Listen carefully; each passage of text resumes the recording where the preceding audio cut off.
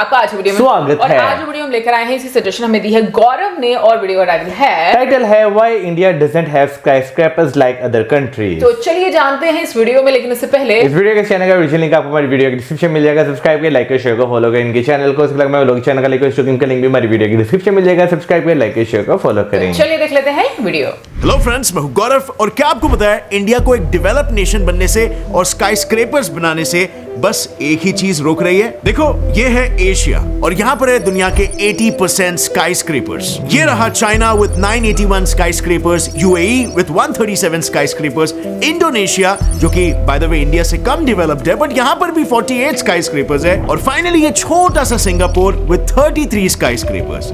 लेकिन इंडिया का grand total कितना है? वेल, ओनली 24, जबकि इंडिया इतना बड़ा देश है। अब अगर आज के समय की हम बात करें तो आप जानते ही होंगे स्काईस्क्रैपर्स इतने फ्यूचरिस्टिक बनते जा रहे हैं। जैसे फॉर एग्जांपल यही देख लो, सोल सिटी का क्रॉस टावर, या फिर कनाडा के hourglass shape towers, China के fake hill towers, and finally wait for it, क्या आपको लगता है कि बिल्डिंग केवल ग्राउंड पे ही बन सकती है? Well, boom, asteroid tower. अब तो न्यूयॉर्क के आर्किटेक्ट्स एस्टेरॉयड से अटैच हवा में अपसाइड डाउन लटका हुआ ये विशाल सा स्काईस्क्रैपर बनाने वाले हैं। सो अब नेचुरली ये सवाल सभी के दिमागों में उत्पन्न होता है कि इंडिया एक तरफ इतनी तरक्की कर रहा है, दूसरे देश टेक्नोलॉजी में इतने आगे बढ़ रहे हैं, अलग अलग किस्म के स्काईस्क्रैपर्स बना रहे हैं, इंडिया अभी भी कुछ ऐसा क्यों दिखता है? इंडिया दुनिया की फास्टेस्ट ग्रोइंग इकोनॉमी है, स्टिल यहाँ पर स्काईस्क्रैपर्स इतने कम क्यों है? वेल फ्रेंड्स, वरी नॉट, आज आप इसके पीछे का कारण जानोगे, बट उससे पहले ये देखो, ये है 1960s का पुणे शहर जो महाराष्ट्र का एक शहर है। उस टाइम पे इसका टोटल एरिया था अराउंड 700 स्क्वायर किलोमीटर, बट धीरे धीरे करके उसके आसपास के अराउंड 23 विलेजेस डेवलप होते गए और पुणे की बाउंड्री बढ़ती चली गई, और आज के तारीख में पुणे 10 गुना एक्सपैंड होकर अराउंड 7000 स्क्वायर किलोमीटर्स का पुणे मेट्रोपॉलिटन रीजन, जिसे पीएमआर भी कहते हैं, बन चुका है। अब यहाँ पर मैं सिर्फ पुणे की बात नहीं करूंगा, बल्कि सूरत, अहमदाबाद, दिल्ली, एनसीआर भी इसी तरीके से एक्सपैंड हुए, ओनली बिकॉज ऑफ इंडिया की special urban planning strategy, the horizontal spread. So picture this, बात लेट 1950s की है, जब इंडिया रिसेंटली इंडिपेंडेंट हुआ था। सरकार को रैपिड डेवलपमेंट करना था और लोगों को हाउसिंग भी प्रोवाइड करना था। ऐसे में इंडिया के टॉप आर्किटेक्ट चार्ल्स कोरिया को एक आइडिया आया। उन्होंने कहा कि सिटीज में लंबी इमारतें नहीं बल्कि लो राइज यानी कि छोटी इमारतें ही बननी चाहिए, क्योंकि इससे दो फायदे होंगे। पहला फायदा, ये इमारतें कम टाइम में और कम एक्सपेंडिचर में बन जाएगी और गरीब इंसान फटाफट इसको ऑक्यूपाई कर सकता है। दूसरा फायदा, क्योंकि सिटीज वर्टिकली नहीं बल्कि हॉरिजॉन्टली डेवलप होंगी, इससे आसपास के गांव भी अर्बनाइज हो जाएंगे और उसकी बाउंड्रीज भी बढ़ती जाएंगी। लेकिन हाँ फ्रेंड्स, इसमें एक बहुत ही इंपॉर्टेंट बात है कि उस समय इंडिया एक सोशलिस्ट लीनिंग कंट्री था और यहाँ पर बात हो रही थी स्काईस्क्रैपर्स की, जो कि एक हार्डकोर कैपिटलिज्म की निशानी है। तो इसीलिए चार्ल्स का ये आइडिया सरकार ने अप्रूव कर लिया तुरंत, इंडियाज अर्बन डेवलपमेंट प्लानिंग। अब ये राइट है या रॉन्ग, ये डिबेटेबल है, लेकिन आज भी ये हॉरिजॉन्टल डेवलपमेंट इंडिया में इतना स्ट्रॉन्ग प्रिंसिपल बन गया है कि इंडियन पॉलिटिशियंस इससे स्ट्रॉन्गली अबाइड करते हैं। इनफैक्ट हाल ही में दिल्ली की longest serving CM Sheila Dikshit ने तो ये तक पब्लिकली कह दिया था कि जब तक मैं जिंदा हूं दिल्ली में हाई राइज इमारतें बनने नहीं दूंगी। लेकिन हाँ, अगर हम मुंबई की बात करें तो आज के तारीख में इंडिया के 80% स्काईस्क्रैपर्स मुंबई में ही है, और ऐसा इसीलिए क्योंकि Mumbai is an exception.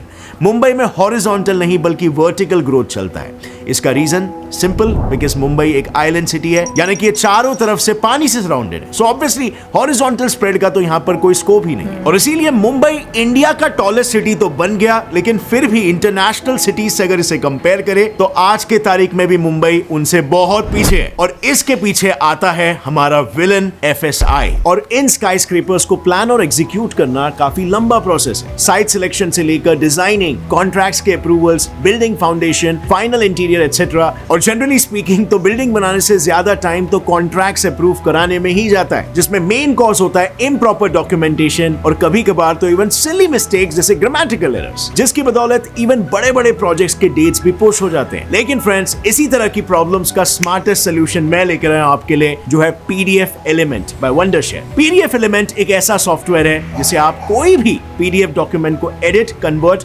Annotate, organize, sign और फिल कर सकते हो। एकदम फास्ट एंड अफोर्डेबल है और इजी पीडीएफ सोल्यूशन है जो आपको पीडीएफ फॉर्मेट के डॉक्यूमेंट्स को मैनेज करने में हेल्प करता है on devices like desktop, mobiles and even web. मान लो आपके प्रोफेसर ने स्टडी मटेरियल पीडीएफ फॉर्मेट में शेयर किया और आपको अपने नोट्स प्रिपेयर करने हैं for the same. So normally हम दूसरी डॉक्यूमेंट बनाते हैं जो सही समय पे कभी मिलती नहीं है। वेल, इस ऐप के एनोटेट पीडीएफ फीचर की मदद से आप पीडीएफ फाइल में ही नोट्स बना सकते हो या फिर आप सेम पीडीएफ को कन्वर्ट या एडिट भी कर सकते हो through this app. So students और वर्किंग प्रोफेशनल्स के लिए तो ये ऐप एकदम वरदान है। तो आज ही जाओ, डिस्क्रिप्शन में दिया गया है लिंक, डाउनलोड करो पीडीएफ एलिमेंट और पाव off on black Friday sale. And now let's jump back to our topic. So बात ये है ना, जब 1900s में न्यूयॉर्क रैपिडली ग्रो कर रहा था तब यहाँ पर एक भव्य 40 मंजिला इमारतें द इक्विटेबल बिल्डिंग बनी। अब ये बिल्डिंग फ्लोर एरिया के हिसाब से दुनिया की लार्जेस्ट और अमेरिका की मोस्ट वैल्यूएबल बिल्डिंग थी, लेकिन not according to common New Yorkers. पता है उन्होंने इसे क्या कहा? Monstrous parasite on the veins of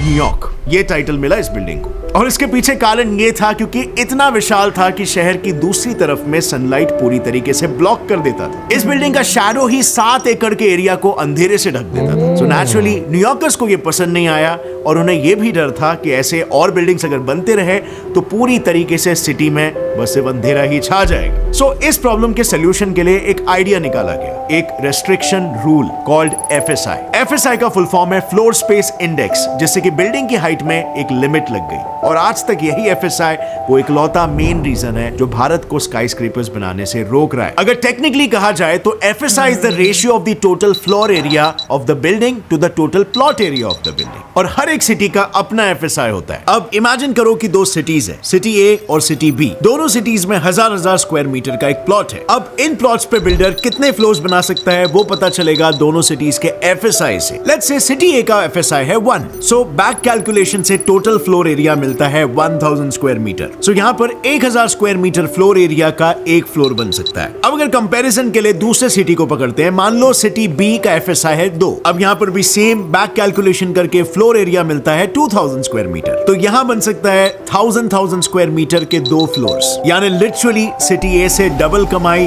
वो भी सेम लैंड पर। अब जरा ये देखो, जहां ज्यादातर इंटरनेशनल सिटीज का FSI इतना होता है, वहीं मुंबई का है ये। यस, मुंबई का FSI इतना कम है कि वर्ल्ड बैंक तक इसे क्रिटिसाइज कर चुका है। वेल, इनिशियली यहाँ पर माइग्रेंट्स कम आए और इसीलिए 1991 में मुंबई का FSI 1 से 1.33 के बीच रखा गया। उसमें भी 1.33 साउथ बॉम्बे के लिए था और सबर्ब्स के लिए सिर्फ 1। और अब जाके 2022 में ही FSI बढ़ा के 2.5 से 5 कर दिया गया है। लेकिन फिर भी जैसे मैंने कहा, दुनिया के कंपैरिजन में मुंबई का FSI अब भी बहुत कम है। I mean just look at Manhattan, यहाँ का FSI है 15 और इसीलिए तो दुनिया की स्लेंडरेस्ट बिल्डिंग जैसे यूनिक स्काईस्क्रेपर्स यहाँ पर है। इस टावर के बारे में ये कहा जाता है कि ये इतनी पतली है कि इसके टॉप मोस्ट फ्लोर के लग्जरी अपार्टमेंट्स स्ट्रॉन्ग विंड्स आने पर कुछ फीट स्वे भी हो जाते हैं। बट ऑब्वियसली उसकी बुनियाद इतनी स्ट्रॉन्ग है कि वो गिरने वाला नहीं है। Now coming back to FSI, एक ऐसा इंडियन मेट्रोपॉलिटन सिटी भी है जहां पर कोई FSI रेस्ट्रिक्शंस नहीं है। यस, ये सिटी है हैदराबाद, बट फिर भी स्काईस्क्रेपर्स की गिनती इस सिटी में इतनी कम क्यों है, यू मे आस्क। वेल, क्योंकि एक और एक प्रॉब्लम है जो यहाँ पर अभी भी अनसॉल्व्ड है, unavailability of water and power. Mind you, skyscrapers में बहुत ही ज्यादा पानी और पावर यूज होता है। एग्जांपल के लिए मुंबई के कोई भी 40 फ्लोर के स्काईस्क्रेपर में मिनिमम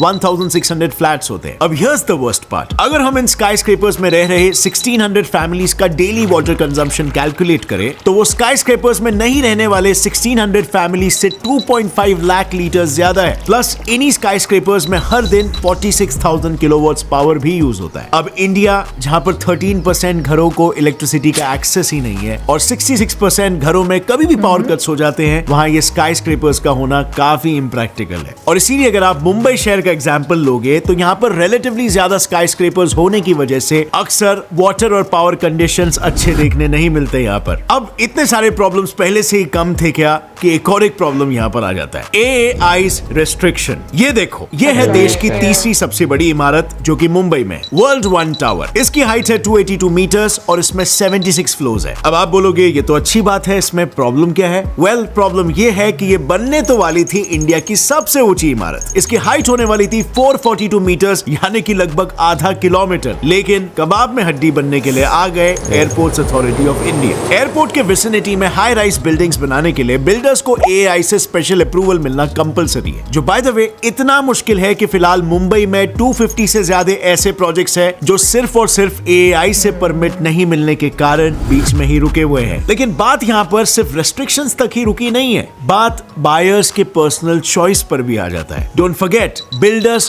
करोड़ों रुपया लगा के एक बिल्डिंग बनाएंगे और अगर वो स्काई स्क्रेपर बनाएंगे तो स्काई स्क्रेपर्स के सारे फ्लैट्स बिकना बहुत ही जरूरी है, राइट? और अगर आप इंडिया के मैप को देखोगे तो इंडिया के मोस्टली इन रीजन्स में स्काई स्क्रेपर्स पाए जाते हैं और इसके अलावा तो सब सेमी अर्बन या रूरल रीजन्स में लोग ओपन एंड इंडिपेंडेंट घरों में रहते हैं। यस, ये वही लोग हैं जिन्हें शहरों के अपार्टमेंट्स बहुत ही छोटे और बंद बंद से लगते हैं। एक्चुअली बात ये है ना, इंडियंस का इन जनरल लाइफस्टाइल ही काफी अलग है। अब जरा आप ही सोचो, कितने बार ऐसा हुआ होगा कि आपके मॉम को खाना बनाते बनाते ये याद आता है कि यार नमक नहीं है या चाय के लिए दूध नहीं है, और फिर वो तुम्हें बेचती है आसपास के दूध वाले या किराने वाले से वो सामान लाने के लिए। क्या लगता है, क्या ये पॉसिबल होता अगर आप एक फैंसी स्काई स्क्रेपर के 40th फ्लोर के अपार्टमेंट में रह रहे होते? तो मेरे कहने का मतलब ये है कि स्काई स्क्रेपर्स में रहना बहुत ही सोशली आइसोलेटिंग हो सकता है, स्पेशली उन लोगों के लिए जो पहले से ही फ्री और मिलनसार रहे हैं, और most of the Indians culturally ऐसे ही होते हैं। And you'll be kind of shocked to know कि इंडिया अकेले ही नहीं, एक्चुअली दुनिया भर में एक एंटी स्काई स्क्रेपर ट्रेंड भी चल रहा है। कंट्रीज को ये रियलाइज हो रहा है कि स्काई स्क्रेपर्स एक एनवायरमेंटल और फाइनेंशियल बर्डन हो सकते हैं। एक स्टडी में ये पाया गया कि छोटे छोटे बिल्डिंग्स के शहर का कार्बन फुटप्रिंट लंबी स्काई स्क्रेपर्स वाले शहर से काफी कम था, और यही शायद रियलाइज हो रहा है चाइना को, जो कि दुनिया में सबसे ज्यादा स्काई स्क्रेपर्स बनाने वाला देश है। चाइना ने तक स्काई स्क्रेपर्स बनाने पर बैन लगा दिया है। इट टर्न्स आउट उसके ज्यादातर स्काई स्क्रेपर्स तो बस वैनिटी प्रोजेक्ट्स थे, जस्ट सो दैट वो दुनिया को अपनी एडवांसमेंट दिखा सके और दूसरे शहरों के रिकॉर्ड्स को तोड़ सके। और इस एंटी स्काई स्क्रेपर ट्रुप में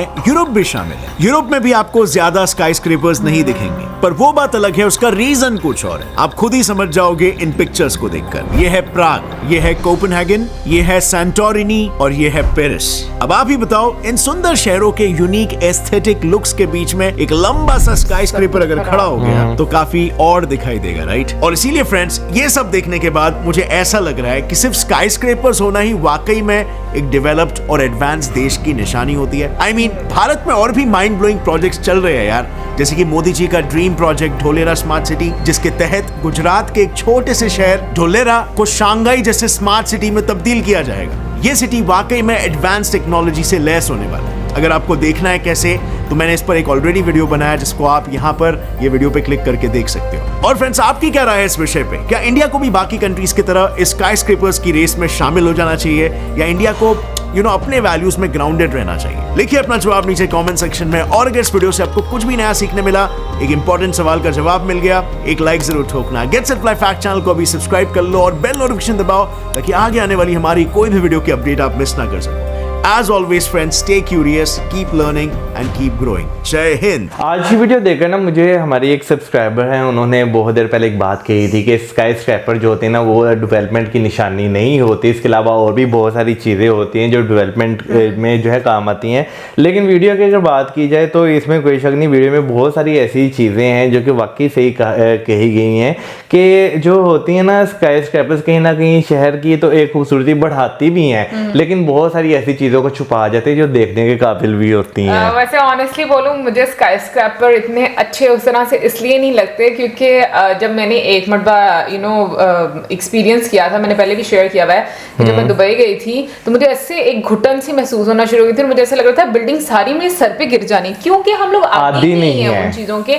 हम लोगों का ज़्यादातर यहाँ पर हॉरिजॉन्टल तरीके से, वैसे मौसम जो है वो मतलब जिस तरीके से एक एक्सपेंशन होता जा रहा है शहरों में, और शहर बड़े होते जा रहे हैं और लोगों की पॉपुलेशन भी बहुत ज़्यादा बढ़ती जा रही है, तो मौसम अक्सर ये बात करता होता है कि अभी हमें वर्टिकल जाना शुरू हो जाना चाहिए। लेकिन आई थिंक उसकी भी एक लिमिट होनी चाहिए, क्योंकि जैसे इंडिया में तो अभी जैसे बता रहे थे कि एक प्रॉपर हम कहेंगे एक अथॉरिटी है जो कि अप्रूव करती है, क्योंकि हमारे घर के सामने जो बिल्डिंग बनी है ना, उसको तो मुझे नहीं लगता कि किसी ने प्रॉपर कोई सोच समझ के अप्रूव भी किया होगा। वो इतनी बेढंगी सी बनी हुई है कि उससे बहुत सारी प्रॉब्लम्स हैं, और इवन के डर भी लगता है उसके साथ कि अगर खुदा ना खासा के कभी अर्थक्वेक आ गया तो क्या होगा इसका। नहीं, वैसे कुछ भी नहीं होगा, बीम उन्होंने अच्छे खासे उसमें डाले हुए हैं। लेकिन हाँ, अगर पसंद नहीं है, अगर हाँ उसकी कंस्ट्रक्शन को बात की जाए तो लेकर बहुत ज्यादा हाँ कॉम्प्लिकेशंस उस टाइम भी बहुत ज्यादा जो है हमें देखने को मिले थे इसकी कंस्ट्रक्शन को लेकर। मतलब मेरा कहना ये कि जितना इतना मतलब इसको इतना ज्यादा नहीं करना चाहिए था, क्योंकि यहाँ पर जितने भी हम लोग देखें घर है वो सब हॉरिजॉन्टल आपको नजर आते हैं, ठीक है ना। वर्टिकल ये पहली बिल्डिंग इस तरह की बन गई, जो कि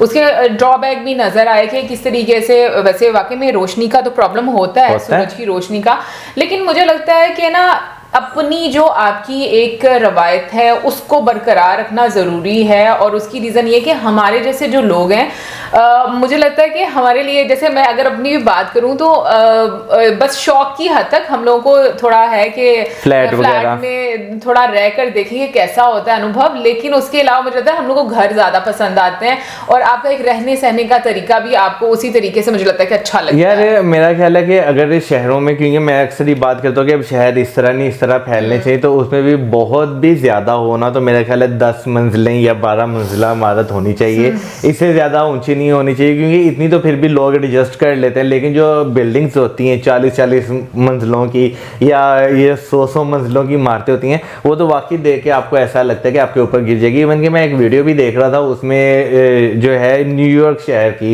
आई थिंक वो सबसे बरीक बिल्डिंग जो है ना, वो आपको दिखाई थी, यानी कि मैंने देखी थी उसमें, और वो ऐसे लगता है कि जैसे वाकई आपके ऊपर गिर जानी है। पता है क्या मुझे लगता है मौसम की, अगर देखो आपको मान लो कि अगर जरूरत हो गई है ऐसी किसी चीज की कि आपको बिल्डिंग्स बनानी ही बनानी है, स्काई स्क्रैपर्स बनाने, तो आई थिंक आपको एक जगह साइन कर देनी चाहिए कि आप यहाँ पर जाकर कर लो। जैसे कि हम लोग बीच में ढुलेरा सिटी की भी बात करते हैं कि वो एक स्मार्ट सिटी बन रहा है, और जिस तरीके से आई थिंक उसमें भी स्काई स्क्रैपर्स बनेंगे अगर देखा जाए तो एक चलो वो एक हम कहें कि जितना भी वो एरिया होगा वो उसके लिए रिजर्व कर दिया गया। बाकी मुझे लगता है कि जैसे दिल्ली है या मतलब ऐसे शहर हैं जो कि काफ़ी ज़्यादा एक्सपैंड हुए हैं हॉरिजॉन्टल वे में, उनको मुझे लगता है कि नहीं, मतलब ऐसा जैसे लाहौर की अगर मैं बात करूं तो मुझे बहुत ज़्यादा मतलब इसमें एक तो हम वैसे स्काई स्क्रैपर्स हम लोगों को कोई खास देखने को नहीं मिलते यहाँ पे है कि बस ऊंची ऊंची बिल्डिंग्स आपको तकरीबन मैक्सिमम 20-25 माले फिलहाल अभी आपको देखने को मिल जाती है। वो इतनी भी ऊंची नहीं हमें लगती कि ऐसे लगे कि दम घुटना शुरू हो गया। असल में सड़कें चौड़ी हैं ना जहाँ पे बनते हैं। मुझे लगता है कराची जो है ना उसको होना चाहिए इस तरह से, क्योंकि कराची का एक बड़ा इंपॉर्टेंट हम कहेंगे कि कंट्रीब्यूशन है इकोनॉमी में भी, तो उस लिहाज से मुझे लगता है कि वो एक ऐसा हब बनना चाहिए। इन शॉर्ट मेरा कहने का मतलब ये कि ऐसे मतलब रिजर्व कर देनी चाहिए जगह, वो ही बेहतर है।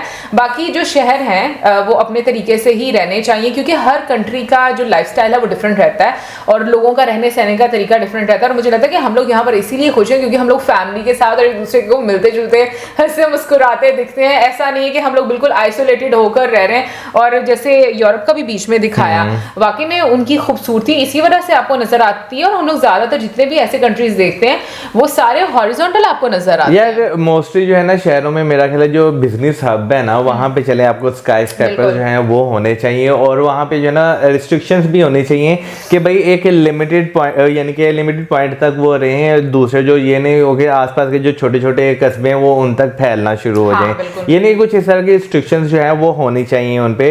बाकी अगर बाकी यूरोप की बात करें तो हम यही देखते हैं, इवन कि हम लाहौर की बात करें तो लाहौर में भी हम स्काई स्क्रैपर नहीं देखते। मैं ये नहीं कह रहा कि लाहौर यूरोप के मुकाबले का, वैसे मजाक कर रहा हूँ, लेकिन हाँ यूरोप में आपको ये चीज़ देखने को मिलती है कि उनकी जो सर्टन कुछ बिल्डिंग्स ऐसी हैं ना जो कि बहुत ज़्यादा इंपॉर्टेंट है टूरिज्म के वाले से, वो आपको ऊंची ही नजर आएंगी। आप ड्रोन शॉट्स देखते हैं आपको दूर से ही वो नजर आती हैं। भाई इनफैक्ट कल मैंने एक जो पैसेंजर परमजीत जी हैं उनका वीडियो देखा और साथ मैंने मौसम को भी शेयर किया। आई वाज शॉक्ड कि न्यूयॉर्क इतना गंदा है और वहां पर इतनी स्मेल होती है, मुझे पता ही नहीं था कि जिस तरह से वो बता रहे थे। और हालांकि उससे पहले मैंने जो है वो वीडियो देखी थी ध्रुव राठी की, ठीक है ना, उसमें भी उन्होंने न्यूयॉर्क सिटी के बारे में बताया हुआ था कि वहाँ पे किस तरह की स्मेल्स वगैरह जो हैं वो आती हैं। मैं आई थिंक वो उनका ब्लॉग ही था। फिर उसके बाद परमजीत जो पैसेंजर परमजीत हैं उन्होंने जो है वो सेम वही बातें कही। हाँ, लेकिन मैं कसम से हैरान होगी। और फिर जैसे उन्होंने ये भी बीच में बताया कि इतने लोग उन्होंने कहीं पर दुनिया में नहीं देखे जितने वहां पर लोग जो हैं वो बाहर मतलब रहते हैं, सड़कों पर रहते हैं, उनके पास घर नहीं है। So, यार न्यूयॉर्क में अगर याद हो आपको, मुझे पता है, बहुत इन्हें महंगा अक्सर होता मैं वीडियोस दिखाता हूँ भाई, $600 $650 में ना खुद जितने जो है, यानी कि आप उसमें सही तरह से लेट भी नहीं सकते, और यानी छोटे छोटे फ्लैट्स हैं बिल्कुल, ठीक है ना। उसके मुकाबले में अगर $600-650 में जो है ना, लाहौर जैसे शहर में आपको पूरी एक कोठी मिल जाए 10 मरले की। तो इसीलिए तो हम लोग आते हैं यहाँ पर रहने कर, हम लोग खुश हैं भाई कि कम से कम खुल के सांस तो ले सकते हैं। मुझे ना, सॉरी आपको इंटरप्ट कर दिया मैंने, मुझे जो है ना वो वीडियोस देख के जो है ना वो क्या नाम लेते हैं, जब अंग्रेज वगैरह टूरिस्ट आते हैं ना, तो वो देखते हैं ना यहाँ पे लोगों में इतने बड़े बड़े घर हैं, तो वो मुझे वहीं से देख के पता चला कि वो क्यों सोचते हैं। सही बात, हमें लग रहा होता है वो अमीर है, उनको ये नहीं पता था कि हम ही अमीर जगह के लिहाज यार नहीं, सीरियसली हम लोग देखा जाए ना तो मुझे ऐसा लगता है कि छोटी छोटी जगहों को देखकर आपका दम घुटना शुरू होता है, स्पेशली जो इसे मुझे दिखाया था, मैं उसकी बात कर रही हूँ। और हम लोग टॉपिक से काफी जरा आउट हो गए हैं, बट ये कि बात कहने का मतलब ये था कि बड़ी बड़ी बिल्डिंग्स जो हैं वो इस चीज को बिल्कुल भी डिफाइन नहीं करती कि आपकी जो प्रोग्रेस है वो इन्हीं के साथ जुड़ी हुई है और तभी प्रोग्रेस होगी। मुझे लगता है कि हम लोग ना बहुत सारी चीजें देखा देखी भी करना शुरू हो जाते हैं, तो वो भी एक फैक्टर रहता है। और दूसरा मैं ये बात बोलूंगी कि मुझे जो हैरानगी सबसे ज्यादा हुई आज की वीडियो में वो ये हुई कि अब ऐसी बिल्डिंग बनेंगी जो कि जमीन और आसमान के बीच में, मतलब कैसे, लाइक मेरे को तो समझ नहीं बनेगी, मुझे पता है कि बन जाएगी। अब मैं ये नहीं समझ रही हूँ पूरी दुनिया का चक्कर लगाया करेंगी क्या? नहीं, आई थिंक वो कुछ ग्रेविटी का कोई बीच में रोल होगा, कुछ तो भाई होगा। हमारी साइंस बहुत खराब है, प्लीज हमारी साइंस में मत जाना, लेकिन कुछ तो ऑब्वियसली उन्होंने रिसर्च की है, तो उसके बाद ही उन्होंने ऐसा कुछ बयान दिया होगा। तो बाकी आप जरूर बता देना कि कैसे पॉसिबल हो सकता है। वैसे अगर पूरी जमीन का चक्कर लगाए, आज लाहौर के ऊपर से उड़ती हुई बिल्डिंग गुजरेगी। अच्छा चलो, जब होगा फिर देखेंगे।